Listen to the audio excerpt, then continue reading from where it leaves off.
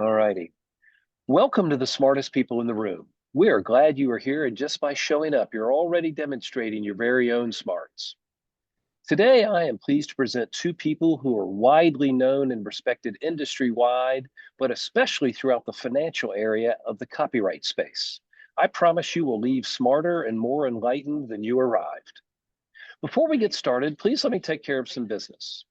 First, to the audience, please feel free to introduce yourselves in the chat window. The reason we do these webinars is twofold. First, we want to showcase really smart people and the amazing work they do day to day in the music industry. But the second reason is a bit more nuanced. Many of you know that I am a music industry headhunter. I run the music practice at Turnkey ZRG, and I place music executives in roles throughout the industry. So by definition and function, I help people connect with companies. In this series, my goal is to help you make more connections, and I invite you to take full advantage of that opportunity. Please introduce yourselves in the chat of the Zoom, share your LinkedIn profile, and say hello to your friends and make some new ones. And please ask questions of our speakers. We will try to address as many of those as possible during the session. And also, please note this is important. Please set your chat to address everyone, not just the host and speakers. I want to thank our program sponsors for without their support, we could not do this for free. Special thanks to MedJet, Turnkey ZRG, the Tennessee Entertainment Commission, Tennessee Brew Works, and Better Than Booze. So let's get down to business. In today's host seat is my good friend and Nashville homie, Alex Heiche. Alex founded Sound Royalties with the vision of providing funding to music creatives without ever taking ownership of their copyrights. This creative financing alternative was the first of its kind, and Sound Royalties continues to be the leading royalty finance firm. Alex possesses decades of experience in providing funds and finance raising strategies to leading music industry professionals, including Grammy Award winners, platinum recording artists, and notable music industry executives in every genre, always with the utmost discretion and privacy.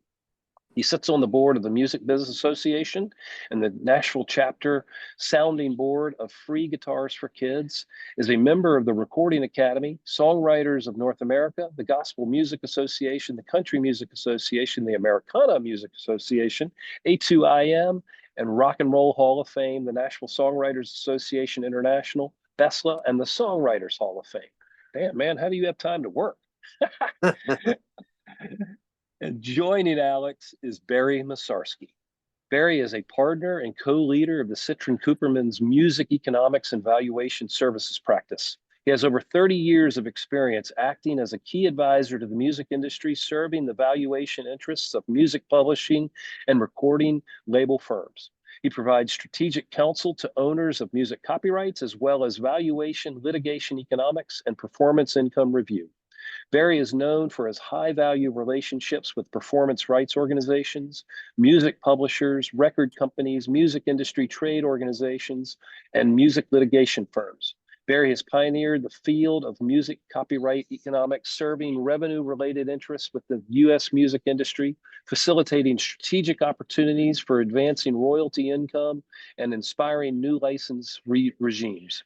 His experience also extends to the music production library marketplace, where he's led many performing rights initiatives on behalf of both its trade organization and individual market leaders.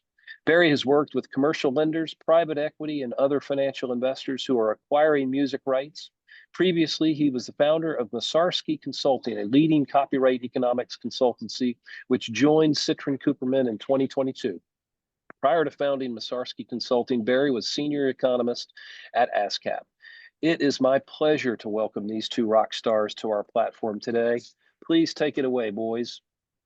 Thanks, Tom. That was a mouthful, to say the least. And you asked me how I find time to work. I was going to ask Barry the same thing. It's definitely impressive, and I'm excited to share, but also hear some of the things that Barry has to share as well. So we're excited to be here, and I'm looking forward to it.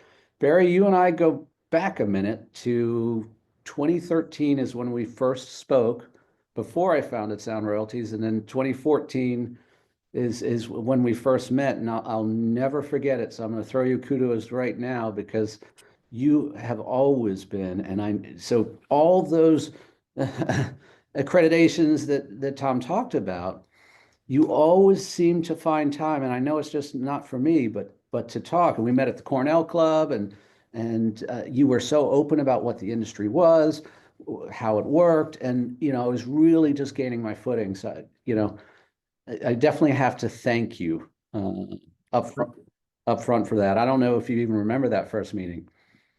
Well, Alex, what really appealed to me, and still does, is that you were pioneering a music investment space that heretofore never existed.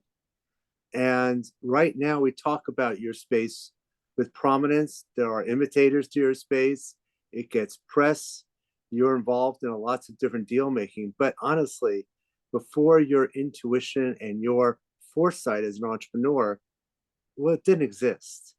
And I was just very attracted to people who were going to do new things because they believed in it and then could accomplish those new things. And that's what I remember from our first greeting. Well, I think that's why I feel like we've connected, because those were the days of Massarsky Consulting. And this, what you do, didn't exist before then. How did you wind up in the music industry? Did you have aspirations of being in music? Was that the plan, or? Alex, life is fortuitous. And perhaps the best thing about life is just winding up being at the right place at the right time. And frankly, for that, you can't really plan for that. You have to be just lucky. A brief background on how this all took place. I was getting my MBA from Cornell University, and I had a background in economics and finance. And I wanted to do consulting, but the companies that were coming to campus in Ithaca, New York at the time, this is 1980, 81, were these big box and consulting firms, the Booz Allens, McKinsey's, and so forth. And I wanted to have an industry specialty. That was my goal in life, and that's not what they were offering. So I decided to do my own private route, and I looked at consulting firms that specialized in economic services, but were market sort of penetrating. And this one firm I saw in Washington, they had a client, and that client saw my resume book, I guess that's what we called it then, and they were intrigued. And so I went to New York. I didn't even know that music was a business at the time. I thought, Yeah. I mean, you just listen to music every day. What year was this, Barry? This was 1981, Okay. and I remember thinking, like, you make money out of the business. I just thought you listen to the music. I had no idea that there was a whole financial complement to it. And so I was invited to this breakfast at an organization in Lincoln Center called ASCAP, which, by the way, Alex, I will tell you, I remember, like, when you look at the old phonographs, and you look at the title, the track, and next to the name, you'll see in parentheses, ASCAP or BMI. I didn't know what that stood for. I just used to see it when I used to buy my plastic vinyl. Yeah. So I had this breakfast, and it was propitious. The guy who met me was a famous songwriter named Hal David, who wrote with Burt Bacharach many standards of the 60s and Yeah, yeah, 70s. yeah. And I think, Alex, maybe 10 minutes after I met Hal, I decided I'm in. I mean, it's like, hey, I got a cause. And that cause was, at that time, in the 1980s, ASCAP. Oh, that's incredible. That's incredible. Yeah, I didn't have, listen, as a kid, I just wanted to ride my bike and play music, and play is the operative word. I played a handful of instruments, and I'm not a gifted musician, but I could condition myself to play anything. So in college, I switched to software and did high-tech software for a decade, did specialty finance for a decade. And then when I was talking to you in 2013, I really wanted to be part of the music industry. I've always been in awe of creatives that can tell a story and say something that I wanted to say, right? Or express something that I felt and couldn't put words to. And so I wanted to find a way to come to the music industry, and that's when I started poking around. And thankfully, I bumped into you, and we were able to talk. But you're saying your inspiration to, we both have entrepreneurial spirits, but that was your inspiration to jump into. Yeah, but at that point, Alex, being an entrepreneur was very unpopular. It just was. I mean, new ideas weren't being created. You worked with large companies that provided security. You got married, older, and had children, and you stayed in the big box of a company that could offer you salary and benefits. So it's you're cloistered, which is okay. That's the way I always thought business operated. Again, being young, you don't quite know what the alternative is. But when something shakes your foundation and something new happens, and you have to leave where you are, and you have to in some way transition to something new. And it's a big leap. It's really, you know what? Let me tell you what really happened. I left ASCAP, Alex, and all due respect to the organization, what I did was pretty limiting. It's like there isn't a giant industry of tell me more about ASCAP, tell me more about how you paid royalty distribution. First of all, the publishers, they were in the command seat of getting paid for mechanicals, for physical product. The fact that they also got performance income in the likes of radio and television from ASCAP, it was more of a mystery, but an unsolved mystery. They weren't about to really spend time looking at it. They thought more about the mechanical rate structure, income that they're receiving from the sale of recorded merchandise. So when you leave ASCAP, you're not exactly, the world is not jumping to see you. In fact, the opposite is you have to create yourself in the market. Something about creating your own market, Alex, is something I think you're an expert at, frankly. To get to that later, I promise. So what happened was my wife said to me, write down on a piece of paper all the contacts, all the relationships and network that you have that you could reach out to and start creating your own sort of opportunity. And I remember this was 1992. And I said to my wife, well, why did you give me a legal size pad? That's so long. I mean, why not a regular letter size pad? I can't get to the bottom of this thing. I mean, that's just how infrequent my contact was with the outside world. And just to take it one more strand with you, Alex, you never know what the right person is or the right opportunity is that's going to change the course of your direction. Again, for those of you who are curious about an industry, all I can continue to say is just find yourself out there as often as possible. Opportunities can come your way. And I was given this opportunity to meet a trade organization in Washington, D.C. This is, again, 1992. And that organization is the RIAA, the Recording Industry Association of America. I'm meeting them, but I don't quite know why. I really have very little offer. I have a little dab in ASCAP and maybe music publishing. These guys are the opposite. They are in the recorded industry business. They are buying big sale merchandise. There's not really a match, at least, but I'm still talking because once you stop talking, then the conversation's over and the meeting's over. So you have to say as much as you can in the period of time that you have to say it. And this prescient executive at the RIAA, her name is Hillary Rosen. She looked at me differently than I looked at myself. And she said to me, this is 1992. She said, we are, as you know, a big box distribution business. We sell merchandise. But one day we're going to evolve into a permission rights clearance business. And we're not going to sell records, we're going to sell the rights to our music. And I want you to build me something for that. Well, that sounded interesting, but I wasn't quite sure what she had in mind and how that was supposed to be done. Now, this is during the Clinton administration. So the term was very fond of saying, instead of saying it's the economy stupid, she referred to it as it's ASCAP stupid. I want you to build me ASCAP for the record industry. And that was the first day of many days that led to the formation of what's called now Sound Exchange. And so that's how Sound Exchange got birthed. That's the only thing I could do. I mean, really. And then, from there, you start to meet people, you get your grounding, and things take off from there. So tell me, going back to you, Alex, how did you get to the point where you knew that you wanted to own your own business and the idea you had to create sound royalties? Those are two different things. And I'll say the idea was I looked at the industry and I visited entertainment bankers in Nashville. I visited some of the private financial institutions and I started to talk to them and say, what do you do? What do you turn away? How is the industry serviced? And I thought I would partner with one of these companies, the private financial institutions, but I quickly saw that this industry was songwriters, artists, producers, labels, publishers, societies, all part of this ecosystem, which is a great, you know, group of people.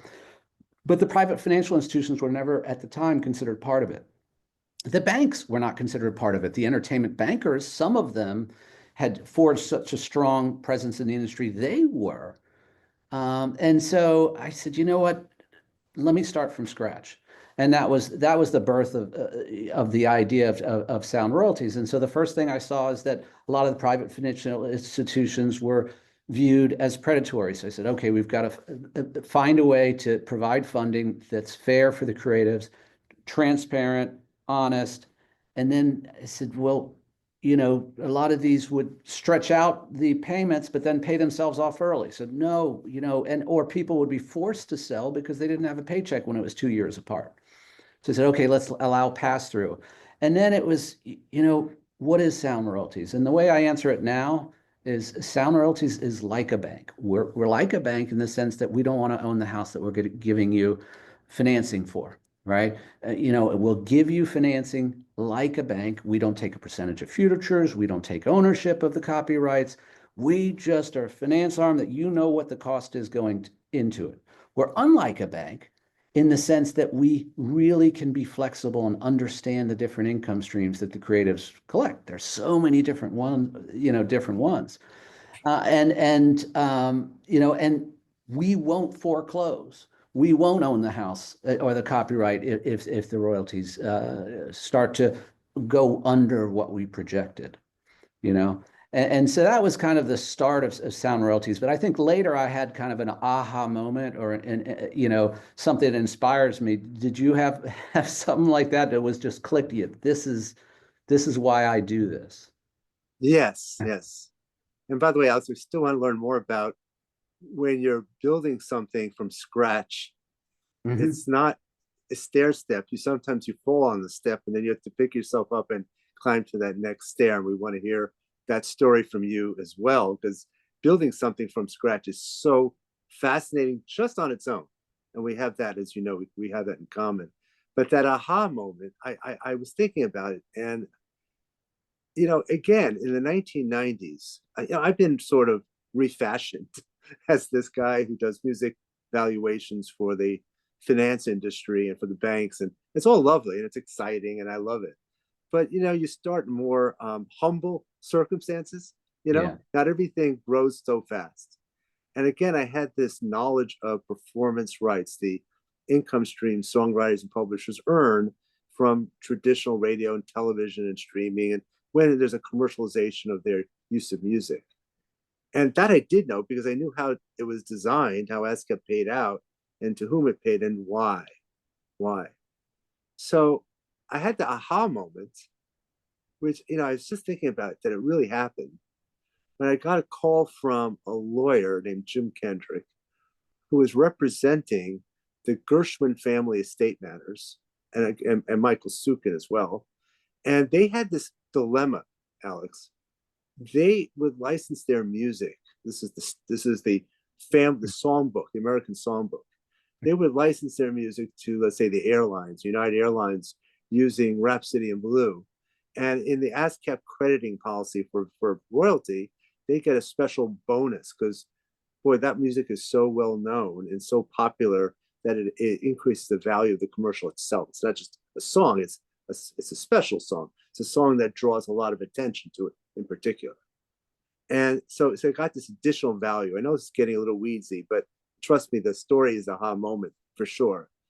And so the Gershwin interests wanted to contest that ASCAP wanted to take that bonus and reduce it to its sort of nominal level of value, like all other jingles and songs associated. And the question that the Gershwin family had was, how is that going to affect our royalties? And they were very confused by ASCAP's response. And then this is the aha moment. It wasn't just the Gershwins that were being affected. Ira and George. It was also the Bernsteins and the Porters and the Rogers and Hammersteins and Berlins and oh my God, and the Hoagie Carmichaels and the entire American Songbook. And so Oh, this got really large, and they called themselves AmSong as a abbreviation for American Songbook. And I got a call. This again, now this is the moment. I got a call from a woman named Jamie Bernstein, who was Leonard Bernstein's daughter. And she said to me very plaintively, Barry, we're going to go through this potential case together. But before we do, we have no idea what you're talking about. We don't know how we get paid by ASCAP. Our parents never shared the information to us, the heirs of the fortunes. If I set up a meeting, would you just come and explain what all this means? And I yeah, said, be my pleasure. And I wound up being escorted to the Dakota building on the Upper West Side, the home yeah, of Leonard Bernstein, sitting on his own piano bench and looking out to the ocean of the heirs of most of the American songbook. I don't mean one, there were 30 or 40 people. And it was the yeah, first time this collective greatness or the children of greatness were ever put in one common space, ever. And the yeah, New York Times somehow found out about the meeting and they covered the meeting and so forth because of its historical significance. yeah. So when you look at Ellen Berlin or you look at Oscar Hammerstein III or Mary Rogers or who else was out there and you say, oh my gosh, am I really doing this? Is this really a business that people want to hear my attention, but the music is so profound? So that was my aha moment. Yeah, I have something similar. I knew I wanted to be in music, founded Sound Royalties, but it was a little later. Haley, my wife and I were in Paris, in Montmartre, and we discovered, and I later confirmed this, that you know, a group of Parisian composers and songwriters were having tea and coffee in a cafe in Montmartre. It's a neighborhood perched on a hill overlooking Paris. And to this day, it's still a magnet for artists and writers. And they'd ordered this round of drinks. And when they ordered another round of drinks, the price had doubled. And they realized that this cafe was profiting from their music. So one of the composers, and his name was Ernest Bourget, he refused to pay for his drink. He refused to pay the tab. And he said, listen, if the cafe can use my music, because they're playing it right now for free, I should be able to enjoy the services of the cafe without paying. This led to a lawsuit, which Bourget won in 1847, and it set up the legal precedents that venues have to pay for royalties for music performances. And in 1857, 4 years later, SACEM was formed. That's And brilliant. yeah, the first performing rights organization. And from that, you get PRS and ASCAP and everything else. I want to hit one quick question from Marcus. What is the best way, do you believe, to protect your copyright, such as products, services, and DIY? In the end, it's know what agreements you're signing, right? The industry is shifted to this DIY and different options, but when you're negotiating a deal, you're setting it up. Are you giving up copyrights or not? Or who owns the master? Things like that. So back to the foundational story, the start. When you made that step and fell down the step and stood back up, what challenges did you face coming into the music industry?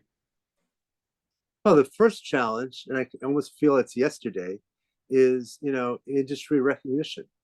When you say "Here I am," do the doors open immediately? Not really. And No. so the question, you have two issues. One is, how does the market embrace me as I want to embrace them? And then once I get the work, Yeah. how do I get it done so that I can get more work? And that's what happens when you're a small player. So something great happened. My second great story. I went to this school, Cornell University, and my wife and I met there, and that was a great story. We got married thereafter. And the school was keeping tabs and said to me that they had 20 years after I got my MBA. They said that we have this really unusual student who is incredibly talented. and she is a virtuoso pianist, international pianist. But she, for her own reasons, decided to, maybe she wanted to get off the concert stage, and she decided to retool, and she went and got her MBA at Cornell. And, you know, she has a real desire to stay in the music business side. Well, that's all cool. And we think you should meet. This is 2000, year 2000. Yeah. And I met this woman. She was charismatic and articulate, bright, industrious. She was like four people in one. And her name is Nari Matsura. And I saw in her what I've always wanted, a partner. I couldn't do it all. And I was too much of a dreamer. I needed some practicality, some operational excellence.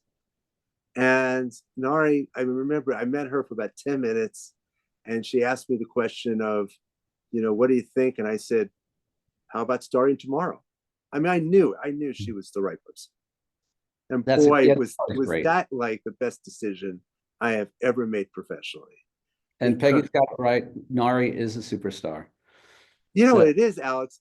The reason why you need that, I needed that person because even dreamers, and that's kind of who I see myself as. Yeah. You know, we need practical thinking behind the dream, but you have to have somebody who will enjoy the experience of going down that route with you as well. Yeah, so let's revisit that about, you know, the doors not opening and it's not like, okay, you're here. The challenge, a challenge that, you know, we faced was the preconceived notions about specialty finance. And I knew our intentions were to help creatives in the industry. And so what I did, and going back to what Tom said about how do you find time to work, you know, that's because quite often that's a big focus of mine, those different organizations and stuff, because I would take, since the beginning, every phone call, every coffee, every lunch meeting, I'd be in every room that I could to put a face with the name of Sound Royalties. And so that they could see, okay, and then they could say, hey, are you guys doing this or are you guys that? What do you represent? And now we've got lots of people. We've got my partners and we've got executives and that are out there, and Sound Royalties is everywhere, which is incredible. But it's because it's so important. The doors just don't open. You need to be there and be in the room. Starstruck moment, Barry. Starstruck moment. That you did warn me about that one, and I promised you that I would definitely deliver. I would have to say, and I don't know the age of our listenership tonight, so this will be a generational issue for me. Is one day I got a call, a business call, and this guy said, "Hi, this is Marvin," and everybody's supposed to know who that means because he only goes by his first name, even though he has a last name, and his name is Marvin Hamlish. And Marvin Hamlish had decided to sell his catalog, and he only wanted to deal with people he could trust. So that meant meals, lots of meals. Marvin was a foodie, but he also was a storyteller, and he was a fountain of knowledge about the music industry. And you had to get friendly with him because that's how he ran. So he invites me and my wife and I both to one of his performances at the National Symphony in Washington, D.C. And I know what his tour schedule is because it's part of the makeup of the financial due diligence we had to provide to decide on the value of the royalties. And he invites us backstage, and we're going to go out for dinner after his performance. And he performed with Indina Menzel. That's my recollection. He gets a standing ovation in his white tails. And I go back to see Marvin, and he looks at me with great excitement and says, "Barry, I got a standing ovation." Like, as if this is something. Now, you understand, he gets a standing ovation literally every single night that he performs. I said, "Marvin, you get a standing ovation every time you go out there and perform." And he said to me, quote, "Barry, every time I get it, every night, it's always unique and special." And let me tell you what that lesson is. That lesson has stayed me well, because every day that I leave my office or leave wherever I am to convert back to being a father and a husband and so forth, I say to myself, what were my top 3 experiences of the day? And I would rank them. And I would make myself rethink the excitement of who I met, what I did, and how it worked out, and not take what we have for granted. Because I think that the worst poison a successful person can inject is not appreciating the circumstance that they themselves find themselves in. And that's what Marvin did. Marvin grounded me. That's incredible. I love that story. And I always love going to a show of an artist and connecting with them. And so there's plenty of those, but for me, it's a room, and it's being in the Songwriters Hall of Fame is one of those experiences that you can make it, even a seasoned industry veteran feel starstruck, whether you're meeting and speaking to legends like Clive or Quincy Jones, or watching REM reunite for a special one-time performance, or seeing artists like Justin Timberlake, Post Malone, Ed Sheeran, John, and I can go on and on. They're pouring their hearts out because it's their peers. It's the industry. It's just unforgettable to me. And honestly, I know I'm missing tons of starstruck moments, and I apologize for that. And Songwriters Hall of Fame starstruck moments, but it's the magic of being in that room. And if there's any place where those awe-inspiring moments are going to happen, it's going to be right in there. So Alex, sometimes our greatest inspirational moments aren't with celebrities, or aren't even necessarily. Sometimes they're creative expressions. And let me see if I can give you a business experience that to me was that moment for me. So in 2012, I'm sorry, these are years and decades. That's the nature of what we're talking about. Nari and I were, we were putting this industry together. We're knitting the fabric of Warner Chappell and EMI and Sony and BMG and EMI, everybody. We're just trying to be like all symbols to all people. And we meet this financial guy named Josh Bruce. And he had this really cool idea that he was going to buy a music catalog as an investment, as a long-term investment. And he had family money to support it, but he needed bank debt to finance the rest of it. Now, this is all very new to me at the time. Yeah. And he needed a valuation of this portfolio for the bank's credit purposes. I think that's a process that you know very well. Yeah. And Nari says to me, "Oh, we could do that." I said, "How can we do that?" I didn't think we could do that. We've never done a valuation before. I don't recall us doing that kind of work. And Nari said, "No, we've been schooled in that. We have all the data from all the publishers we work with, the industry knowledge we have. We can put this all together, but it'll be very granular. There'll be nothing top down. It'll be very specific to the catalog, and we'll grow the catalog in this discounted cash flow basis, and we'll put all the elements together, and we're capable, Barry. We can do this." Yeah. "Oh, I don't know, Nari. This sounds like a whole nother work product for us." "No, we can do this, and I can do this with one other person helping me." And we put together this proof of concept for a bank called SunTrust Bank, in particular, an executive named Charles or CJ Johnson. CJ. And CJ says to us, "This is exactly what we want." Really? Wow, that's pretty cool. Once that trigger happened, everything took off. The other banks joined in. All the banks fell through the syndication.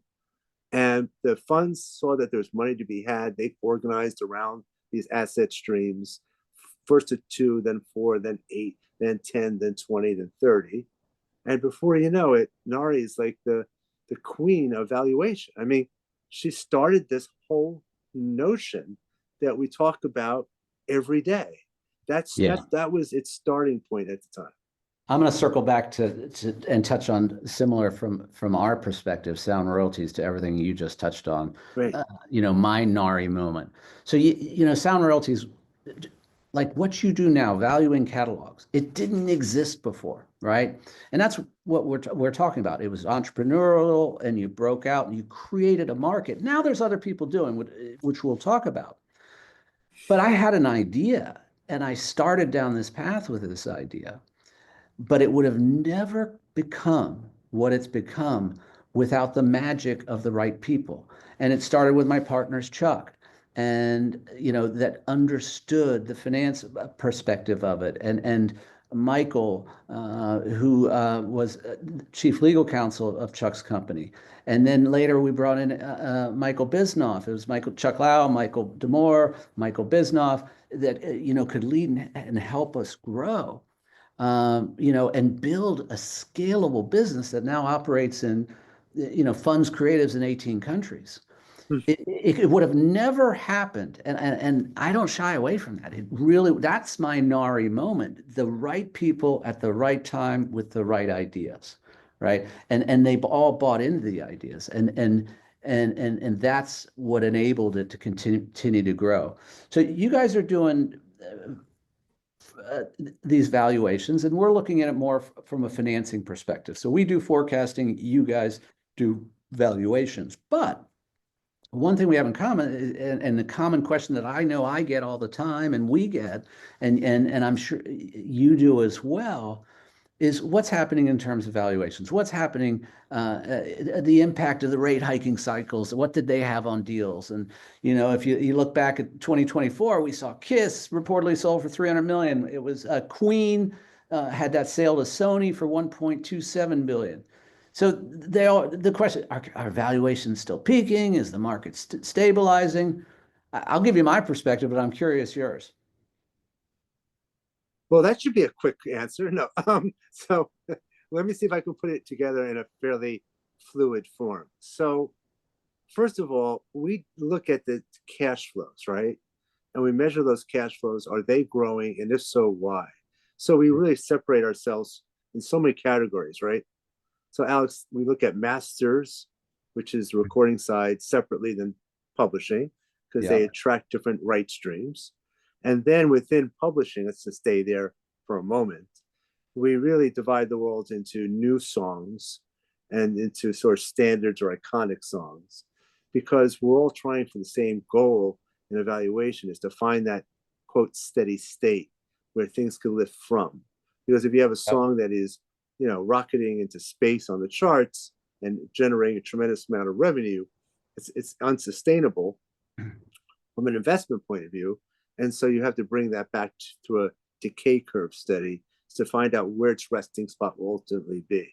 We have some great data to allow us to facilitate all of that.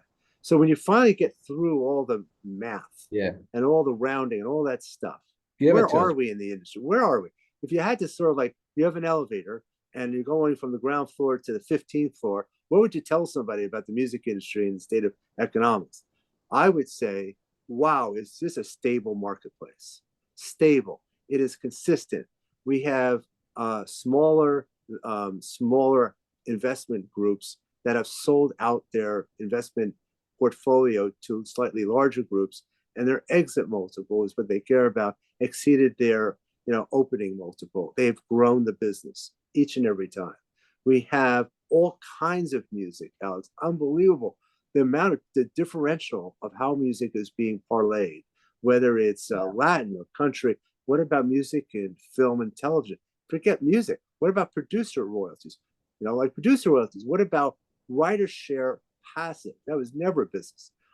Hey, what about futures or reversion rights? I'll just on the come. So we have so many people thinking of so many different criteria for a deal. We have different scale, different sizes of people. We have private equity, scouring around for new and greater opportunities. So when you mention Kiss, and when you mention, some of the larger deals like Queen, they're outliers. I mean, they come and they go. The majors traditionally take most of that oxygen, but the gigantic business that we're operating in is the second, third, and fourth tiers. Last year, we looked over 615 different catalogs that had a gross asset value base of exceeding $15 billion. And that's without the majors involved. So this is Yeah. robust. It's opportunistic. It's still running counterintuitive to the market, the S&P market. It it flourishes during economic uncertain times, like we had with COVID, and it has great stamina for the future. And that's why, I'd echo that and say, yes, we see the deals like Queen and Kiss, and that makes it seem like the valuations are still at their peak. But in reality, the rate hiking cycle had an impact in the sense that it's not continuing to grow, but the levels are now fattening in the sense of showing their strength where they're stabilizing. Every single stream that you mentioned, the recording side, the composition side, we work with, and we see now strength in masters when we didn't before. We see the market in terms of resales coming up back strong. Daddy Yankee just had a second bite of the apple. It sold a couple of years ago and then just sold again, right? So it's incredible to see the resilience of music as an asset class, even with the higher rates.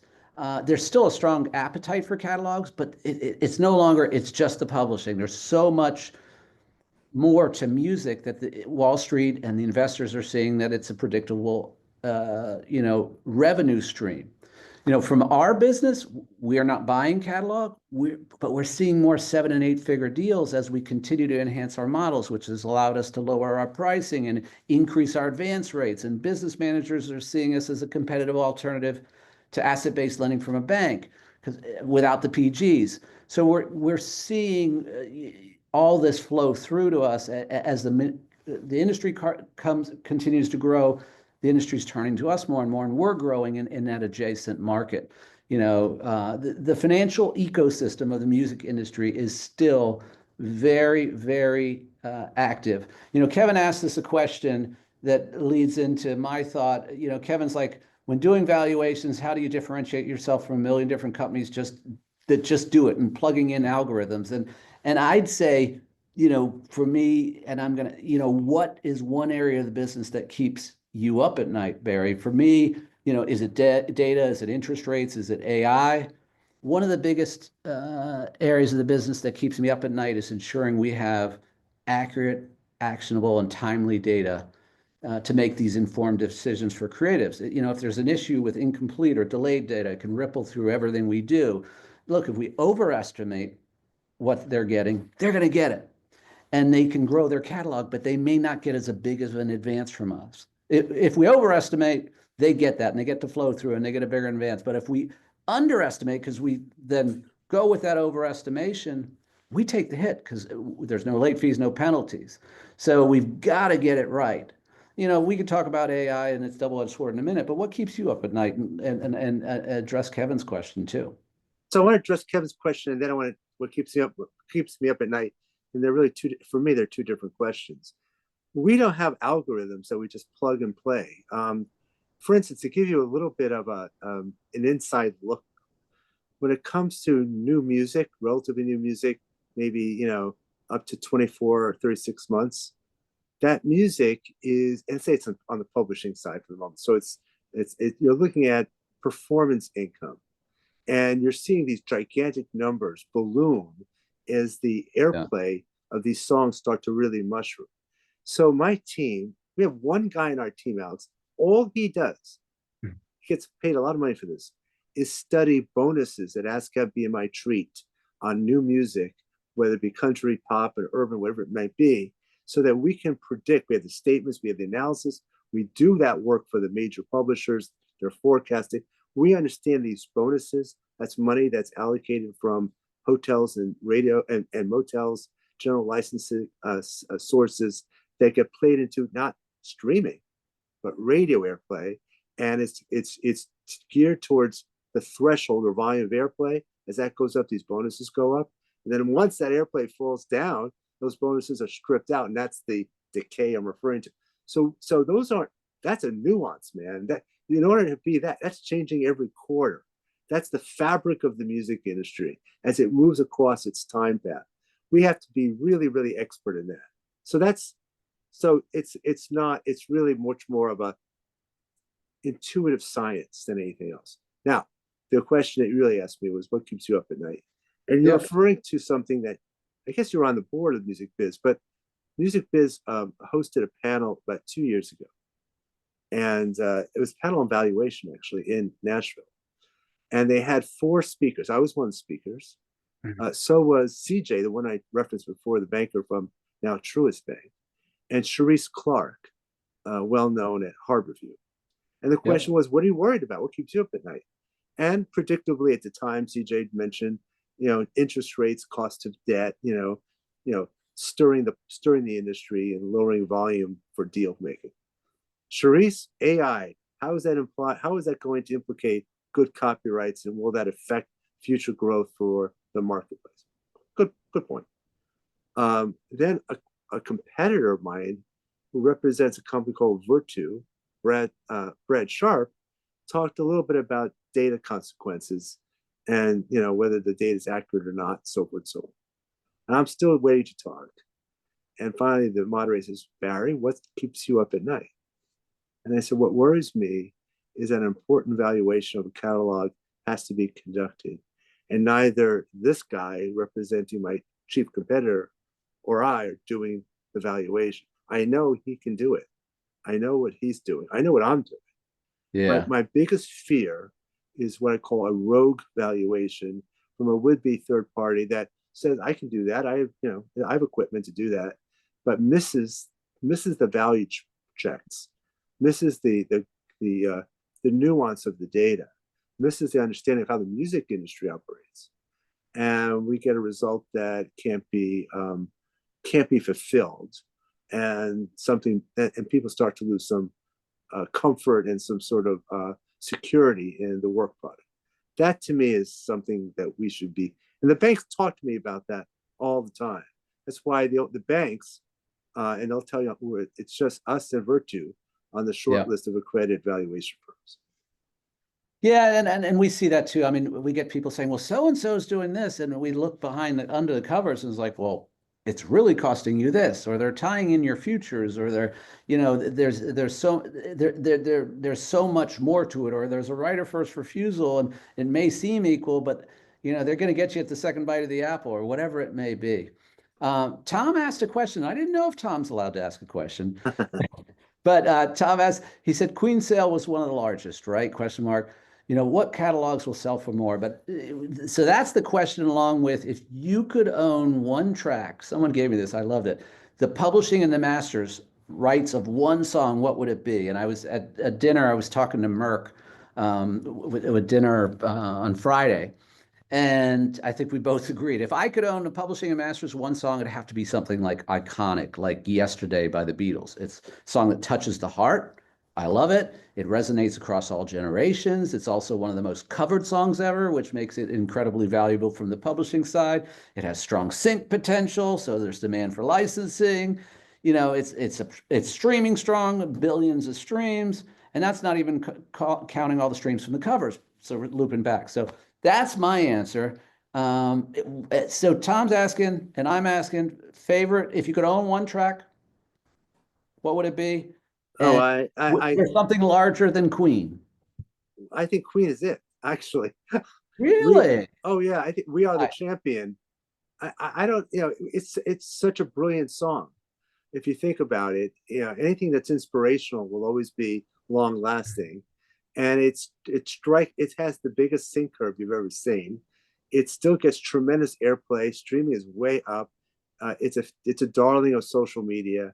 It implies something inspirational, which I always thought is what makes a very good song.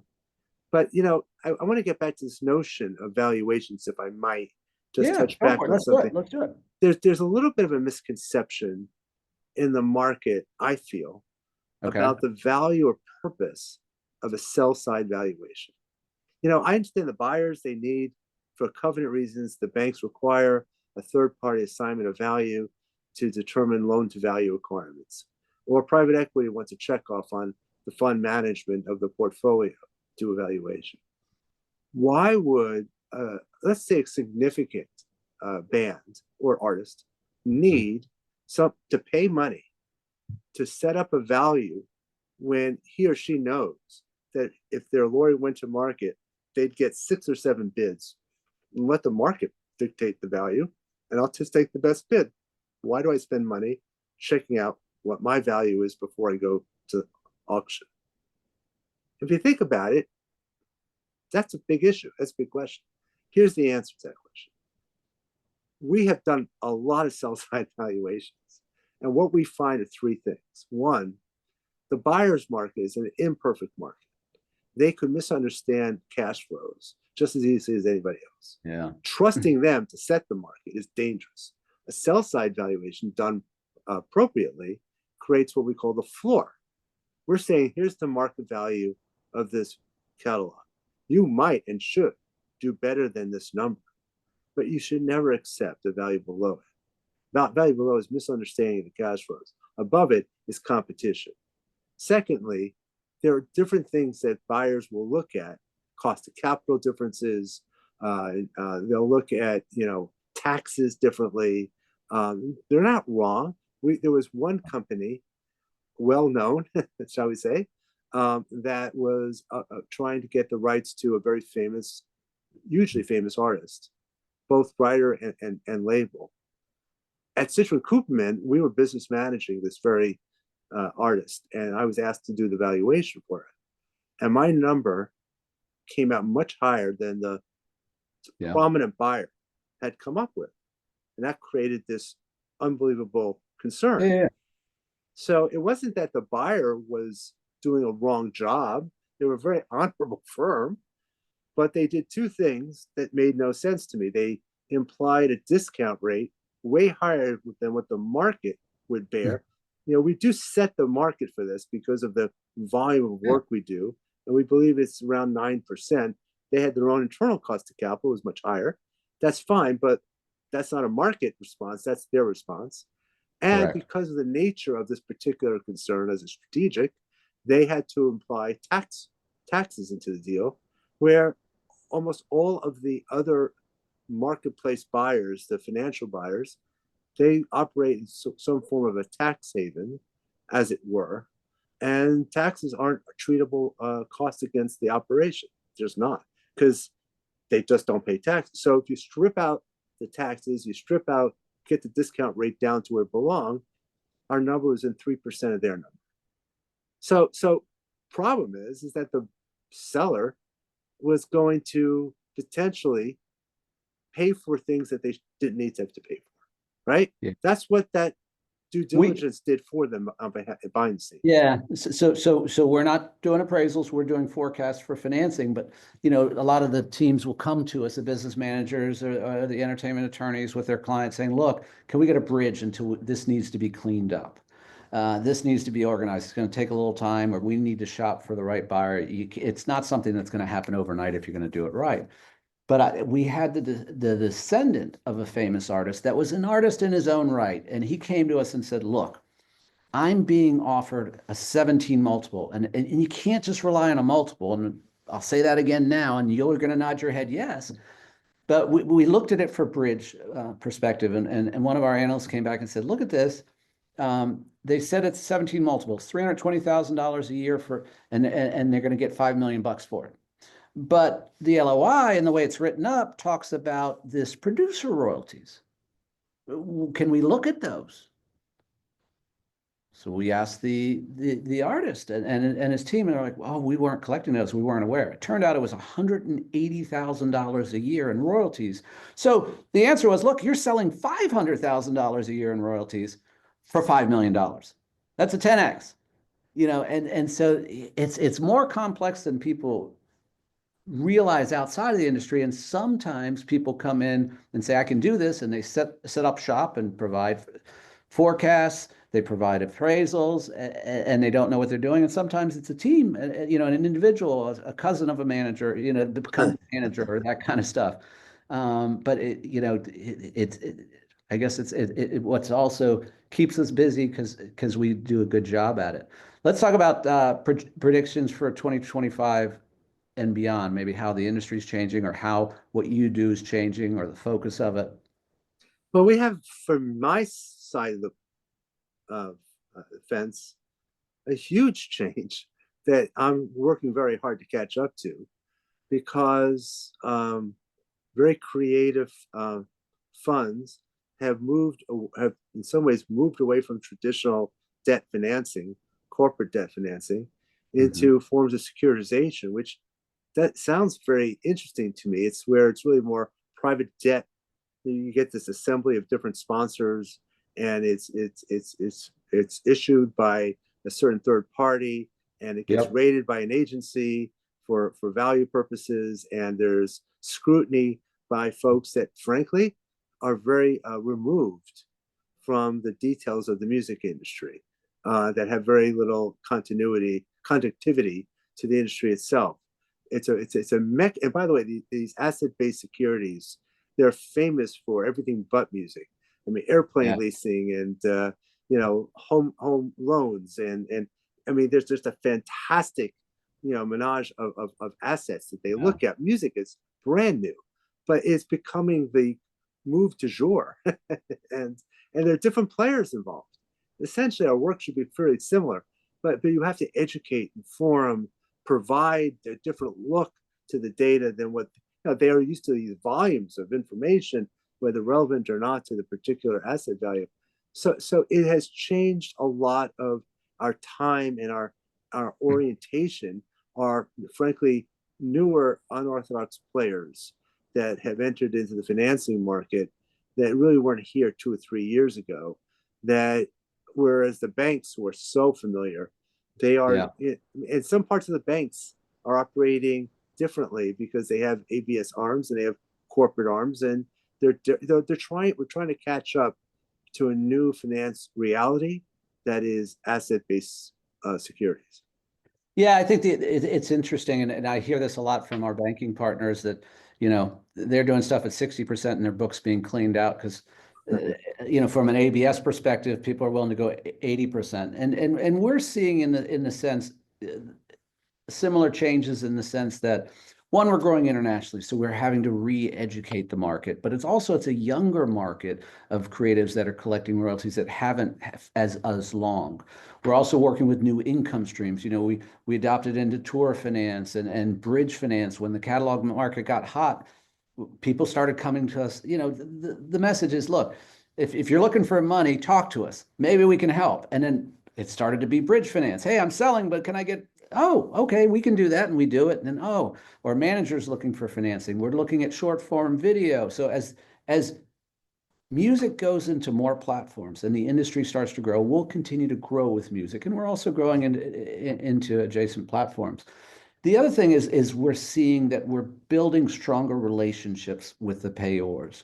Because when Sound Royalties was founded, we pioneered this in 2014, the industry was, if you wanted to make it, you needed radio time and you needed a label. And then there was a shift to do DIY and let me own my masters and let me just do a basic distribution deal, right?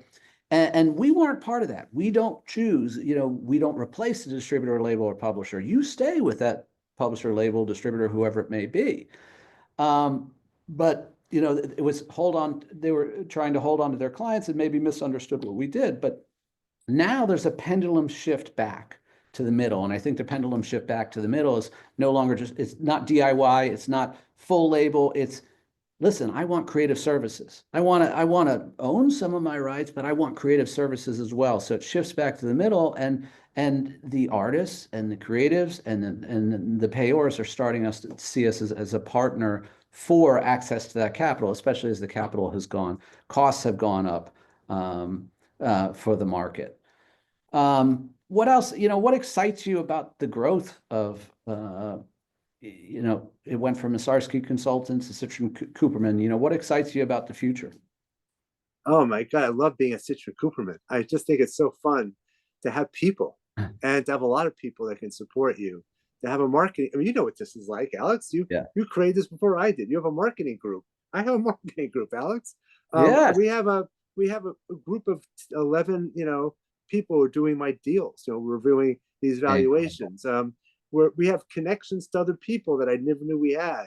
And guess what? Just recently, it was announced that Blackstone is investing into Citron Cooperman. So I'm excited about that in terms of a future play.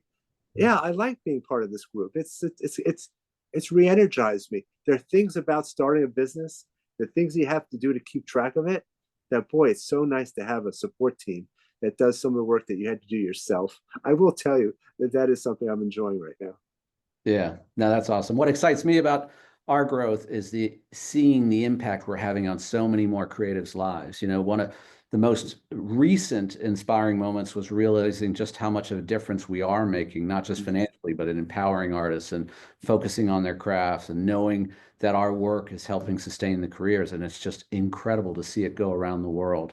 I know we have to wrap up soon, so Tom, chime in, let us know how we're doing for time. But Peggy asked a great question: what determines the cost of dollars from sound royalties, and also sound royalties competition? And she named some competition. And really, we're putting money out, right? We're financing, but we have to get the money from somewhere. And if you have someone that's the largest out there that's bank financed through accordion lines and has institutional financing, we're getting money at SOFR plus a hair. And then we're doing so much volume, we can give that great pricing out. A lot of these other companies are backed by venture capital or private equity firms. And those firms need to make or want to make in the upper teens on their money. So they have to charge on top of that. And maybe they don't show it, but they'll find ways to hook. So, and Barry, you know the rub. I get it. I get it. Also, the fact that you have so many imitators, I think, speaks volumes about what you created initially for yourself. So, again, I am so impressed with how quickly everything worked for you, but I also know how smart you are, that the industry just sees you as a brand. And I don't know too many people who have had that sense of creative marketing freedom to put it out that way. And I will end here. If I have an important event in the music industry, whether that be the Grammys or Songwriters Hall of Fame or Music Cares, I will not travel without my sound royalties hosiery, because I think that I get more compliments about my socks than I do anything else physically. So thank you for my wardrobe as well, Alex. You're too Hey, kind. where do I get those?